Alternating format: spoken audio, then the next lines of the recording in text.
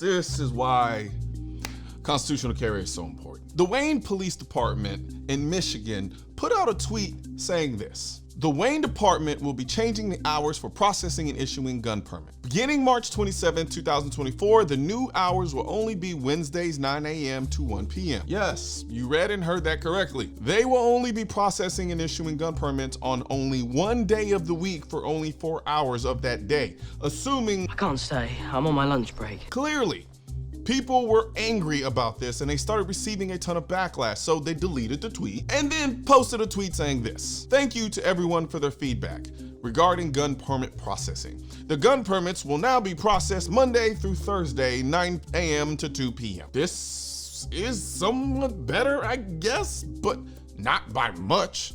You're still restricting people's ability to get a concealed carry permit to the days and times when people are usually at work and can't go and get the concealed carry permit. This goes to show you how much spite a lot of government organizations, even on the state level, have for the people being able to carry a firearm for protection. This is why constitutional carry is so important, because when you give the government control of your rights, they treat your rights like a privilege. I've never been a fan of concealed carry permits because states and cities who are run by Democrats always create permitting processes that make getting a permit to carry very difficult. So much so, the Supreme Court had to step in and tell the states and cities that they need to scale back their gun permit process because under the current requirements, no one could get a permit to carry. So the Wayne Police Department doing this doesn't surprise me at all, because only 2 counties in Michigan, and that's Wayne County, where Wayne City is, had the majority of Democrat voters in each general presidential election since 1980. When you have a 2-party system and an entire party of that system is waging war against a constitutional right,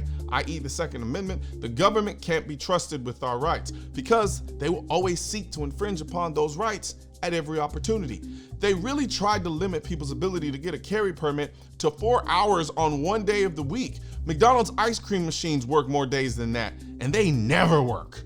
This is why you vote for politicians who support constitutional carry. Any politician that doesn't support constitutional carry doesn't deserve your vote because they don't respect your rights under the Constitution. Constitutional carry. That is, for me, the big reason why. Because as you see right now, all they do is try to impede that ability over and over and over and over and over again. You have places like New York who created permit processes that literally made it impossible to get a permit. And that's why I don't like mandated training. That's why I don't like permit processing. That's why I don't like pretty much mandated anything. I don't even like mandated safe storage. Because when you have states and politicians who are anti-2A, they will weaponize those things and they will use them to make it harder. And the whole thing about the Second Amendment is that the Second Amendment is supposed to tell the government what they can't do. You really don't need a permit to carry a firearm.